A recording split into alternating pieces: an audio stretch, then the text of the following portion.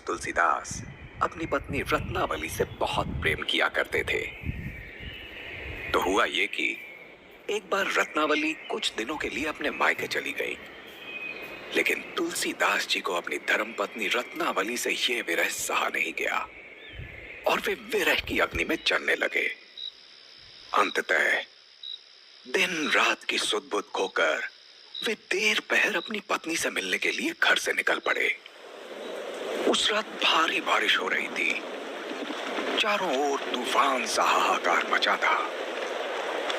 वहीं उनकी धर्मपत्नी रत्नावली का घर नदी के दूसरी ओर के एक गांव में था। लेकिन तुलसीदास के मन में उठ रहे विरह की अग्नि के सामने ये नदी, ये तूफान मायने नहीं रखता था। नदी के पास कोई नाव नहीं थी। तब उनको वहां किनारे पर कुछ तैरता हुआ नजर आया। उस चीज को नाव समझकर तुलसीदास उस पर बैठ गए और जैसे तैसे उन्होंने तेज बारिश में वो नदी पार की। लेकिन जिसे वो एक नाव समझकर नदी पार कर गए थे, वो दरअसल में एक लाश थी जो नदी में तैर रही थी। वहीं नदी पार कर तुलसीदास अपनी पत्नी के घर पहुंच गए और घर का द्वार खटखटाया, लेकिन दरवाजा बार बार खटखटाने के बाद भी नहीं खुला।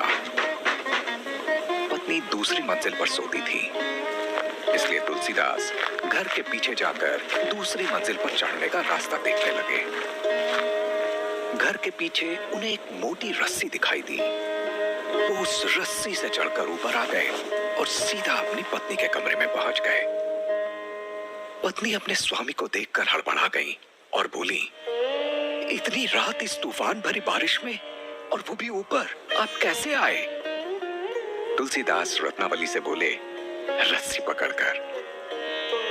पत्नी ने देखा रस्सी नहीं, वहां बाहर एक सांप लटक रहा था।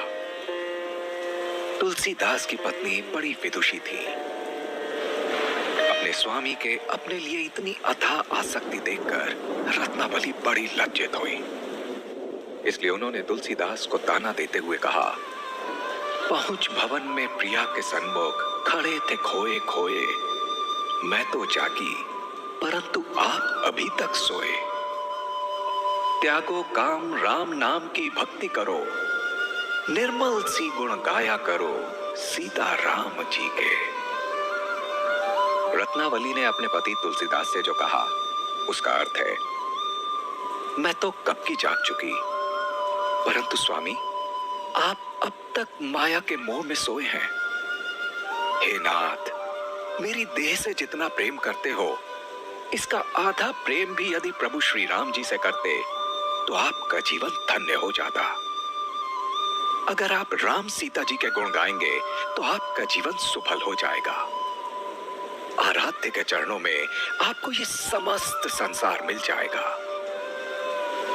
पत्नी की ये बात तुलसीदास जी के हृदय में उतर गई और वे भाव विभोर हो गए।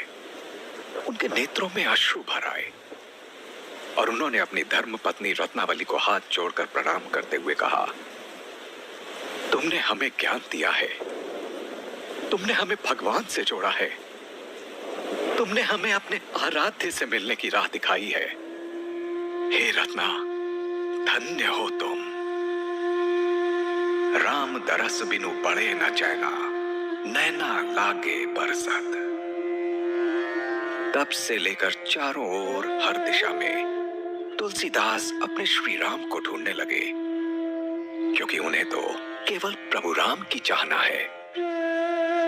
अपने प्रभु श्री राम को पाने के लिए तुलसीदास दर दर भटकने लगे। भगवान कब मिलोगे प्रभु, किस ओर चल दिए हैं, किस ओर को जाते जाते जग में भटक गए हैं तेरे दर पे आते आते।